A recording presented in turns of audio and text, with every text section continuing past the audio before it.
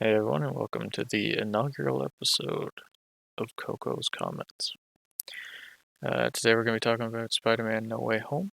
If you're worried about spoilers, I'll clearly say when I'm going to discuss those. They'll be later in the video, and I'll leave a little bit of time so you can click away if you need to. So yeah, I just went to see it today. Overall, I would compare it to like the start of a roller coaster, because you start off at that like neutral point, and you just start going up, and you go up, and you go up, and you go up, and you go up. And just before the end of the movie, it just dropped right down. Personally, I think the ending of the movie ruined it for me. Just absolutely ruined it, but to avoid talking about spoilers, I won't get into it too much yet. But overall, yeah, so just, I guess to recap, it takes place about a week after Spider-Man Far From Home. So shortly after J. Jonah Jameson had told everybody the identity of Peter Parker, identity of Spider-Man being Peter Parker. Um, I think the main plot synopsis is more or less shown in the commercials and trailers and stuff, although there are a few noticeable changes. Um, but yeah, overall, basically, he goes to Doctor Strange and he says, "Look, is there some way everyone can forget finding out that I'm Spider-Man?" And then during the spell, he changes it about 6 times to say, "Okay, well, May should know, MJ should know," and so on and so on. And that ends up breaking the spell, bringing back villains from other Spider-Man movies like Doc Ock, Electro, Green Goblin, Sandman. Who's the other one? The lizard guy. Um, so they all come back, and without going into spoilers, I'd say the story, like, it was really good. It was really enjoyable. Like, the farther you got into it, the better it got. There was lots of good like fan service. The story, for the most part, made sense. Um, I think the acting was really good throughout the whole thing. Like, I don't think that's any issue with it. Um, I think my main issue is definitely the storytelling, though. Like the actual overarching story that was set up. It seemed like they really knew what they wanted to do, but had no idea how to finish it. And Spider-Man, it's a trilogy. This is the last one I think that Tom Holland had on his contract without any talk of extensions. Um, so they had to kind of wrap it up somehow, I guess, but it really didn't seem like they knew how they wanted to do that. I'm trying to think of what else I can say without spoilers, because the main reason I went and saw it now was because I was worried about spoilers so much, and I think it is for the best if you don't know anything about the movie going into it. Um, but yeah, overall, I think people are gonna be happy with it. It it's not like a generic story at all, I wouldn't say, but it's just the ending for me, and some people might like it, just not me. Like, I left the theater and I was pretty disappointed. Like, it was going so well, and I was just sitting there, and there's one point where I just thought to myself, "This is really cool." Like, I didn't have super high hopes going into it. I figured it'd just be another Spider-Man movie, but like, the hype is well worth it for sure. And then, yeah, that ending, I can see what they were trying to do. I just don't think they did it very well at all. But there's people that'll be satisfied with it, I'm sure. Like, it has, well, like a 9.3 out of 10 just about everywhere. Like, it's about 9.5 on average out of 10, so it's well liked. And like, anyone that goes to see it, they're gonna enjoy it for sure. But I can't really say anything else without spoilers, so I'm just gonna give about 10 seconds. If you don't want to see spoilers, I'll put the time code in the description for when I actually get to my overall score for the movie. So I'll just wait a couple seconds here. 5, 4, 3, 2, 1. Okay, so now we're in spoiler area, so if you don't want spoilers, again, just leave. So the whole time there's been discussion of like, they're gonna bring the original Spider-Man back, they're gonna bring the Amazing Spider-Man in, they're gonna bring in these other characters. People thought maybe MJ and Gwen would be in it. They didn't really know like how far it went. And I dismissed like all of that. I was a fool. I'll admit I didn't think that they were gonna bring Tobey Maguire or Andrew Garfield in. I I didn't think they needed to. But I mean, again, spoiler, they did. And I'm kind of really glad that they did. Um, like the idea of bringing the villains for sure was great. There was a lot of fan service there, and I think people are really going to enjoy that. But seeing the dynamic of them interacting with each other, especially like right off the bat, Doc Ock, just seeing Green Goblin and the confusion of being like, well, I saw you die. So the whole kind of back and forth on that, and when they realize that they're all going to die, they all die to Spider-Man, basically, was really interesting, and how they kind of like teased that they were going to work with Spider-Man, which obviously is pretty much the opposite of what we've seen before. I thought that was really cool, really well done. But when they had the three Spider-Men team up, I think that was just about the most fan service that could have possibly happened. I mean, it's what so many people wanted, but I didn't think they'd ever do it. The intro, like how they brought them in, I thought Andrew Garfield's was really kind of cool because like you see Spider-Man, you assume it's Tom Holland, and then all of a sudden he walks through, he takes off the mask, and it's him. I think that was really well done. The Tobey Maguire entrance of basically just doing the same thing and being like, "Oh hey, I'm here." That didn't like so much. And the overall logic kind of yeah, now everyone knows you're Spider-Man and people are coming from alternate like dimensions to get to you. Seems kind of weird to me because there's already a Spider-Man in their dimension. So why would they come to this specific one? Like even Doc Ock, like he immediately notices once the mask comes off. He's like, "Well, hang on, you're not Spider-Man." So like, why are they going to him if to them it's not actually Spider-Man? That part didn't really make a ton of sense to me. I'm still glad they did it. It was nice to see them all in one movie. But yeah, the overall dynamic of like having the three Spider-Men, I think it worked pretty well. I enjoyed it, and like it was fun. It was a fun, goofy time, a lot of fan service, and it was pretty well done. But it, like the way that they were like they came in and they're just like, yeah, we know, we know you're Spider-Man. We came here, we were looking for you. Like they don't seem phased in the slightest, and they seem to totally know already that they're in a just completely different universe, basically. It, I don't know if it's necessarily true to character that they would just be fine with it. Like they are, Peter Parker's always smart, but I still think they'd be a little phased by it. I did like what they did with the parallels with great power comes great responsibility, stuff like that. That also brings me to the main death in the movie, which is Aunt May. That one kind of caught me by surprise because it didn't seem necessary. I like kind of the idea that it was Green Goblin that did it with his um uh I forget what it's called that he rides on, but the thing he rides on, similar to how he died in the first one. But yeah, it didn't seem necessary to me. It didn't really push anything ahead. I thought maybe okay, well they want to kind of phase out the character for the next movies or something like that. That's fine.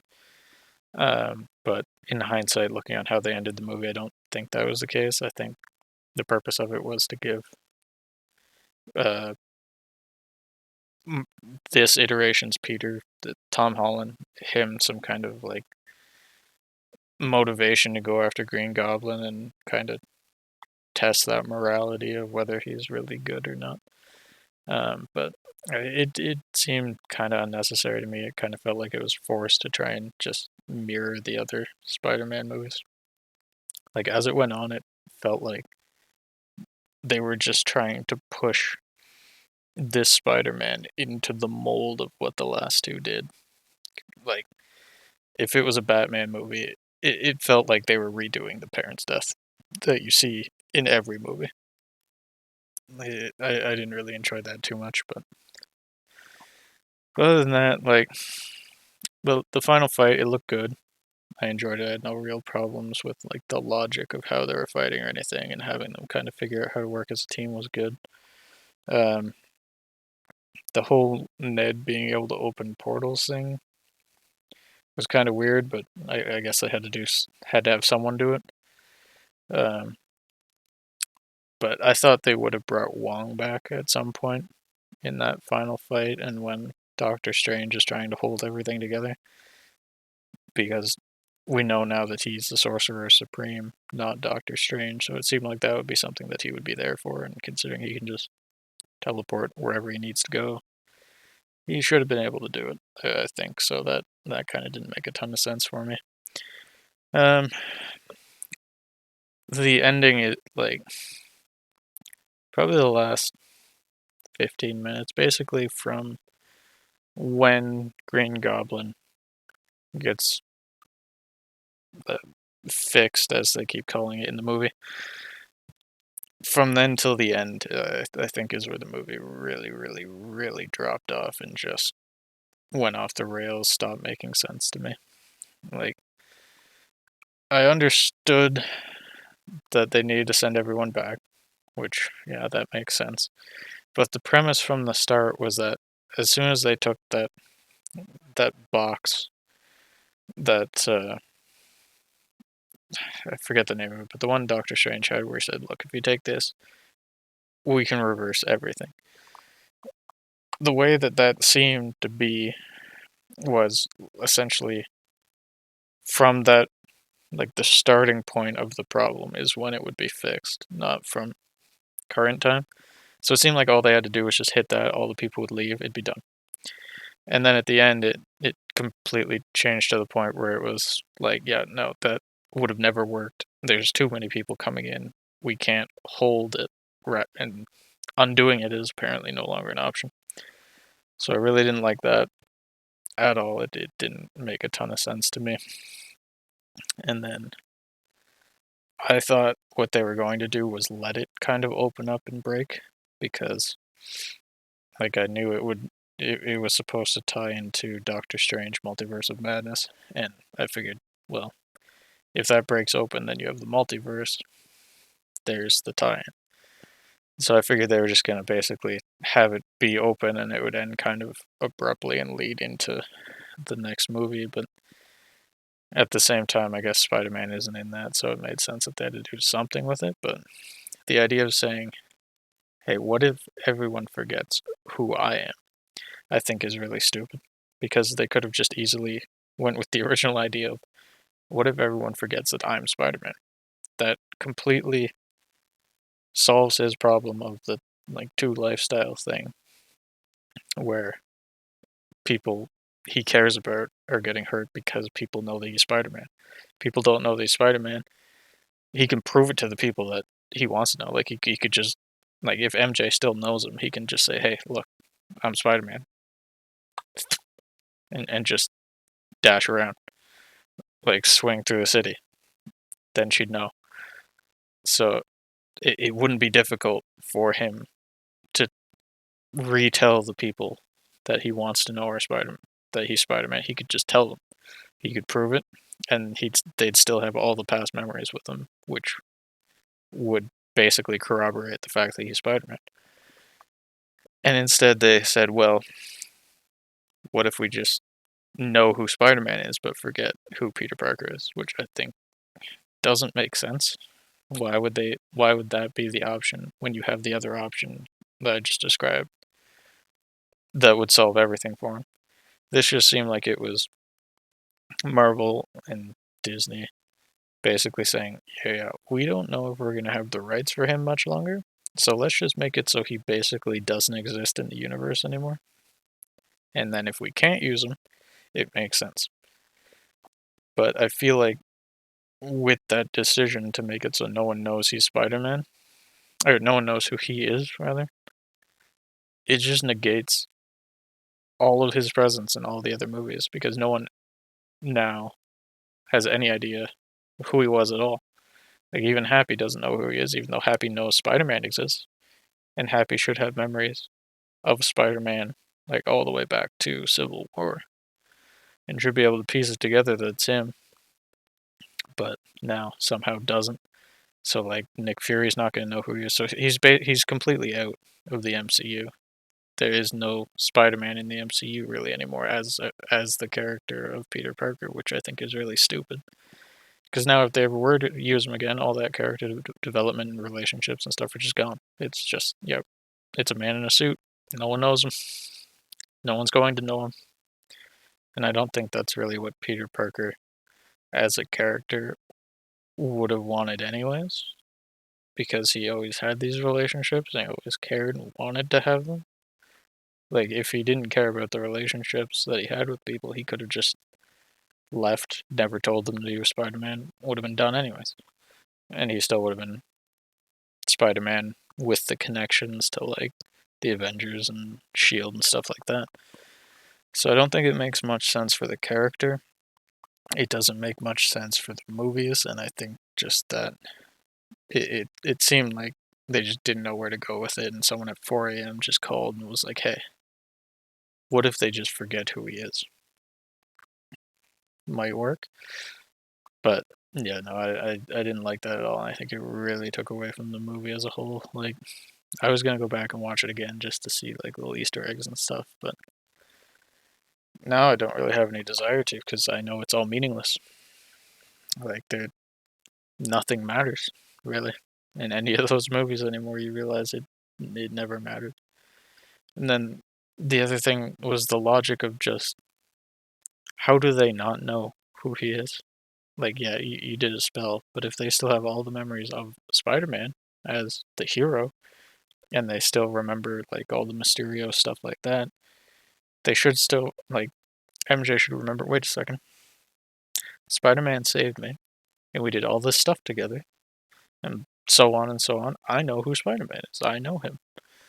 But the fact that it seems like no one remembers anything aside from, like, basically what's on TV for them, I think is really just seems kind of lazy. So I didn't like it at all.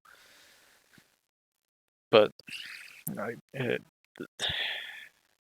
don't see how they could ever use Spider-Man again without just retconning that decision at the end. Like, the whole time I thought they were going to be like, oh, never mind, we did it without doing that. They still know who you are. You're still a viable character. But they basically killed him off by just completely ignoring who he is as a character and what he would choose to do, and still have him exist in case they need him, but just as a shell, basically. And I think that's terrible. I think they ruined the whole MCU Spider-Man by doing that. And I kind of hope that we don't see him again because I feel like whatever they do is just going to be a mess. And yeah, like with him, I thought he would be like the flagship superhero of the next phase or phases of Marvel because there's so much you can do with him. But now it seems like kind of the golden age of the MCU is pretty much over because there's no Iron Man, there's no Cap, there's no Spider-Man who was, it seemed like, would be Iron Man's kind of successor and just carry that on. So now there's no one really left. It's just Thor's with the Guardians and the Hulk's doing pretty much nothing.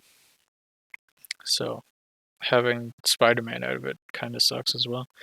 The other complaint that I kind of have now that I know that this is the end of Spider-Man, pretty much, is that they never brought Vulture back. I was expecting to see him in this movie, because at the end of the first movie, it was pretty heavily hinted, and I'm pretty sure he even said that he would be back. So I thought at some point he would come into play in this and maybe be on his side, maybe be against him. Didn't really know. I just assumed he would be back in some capacity, because that was a loose end that they just kind of ignored.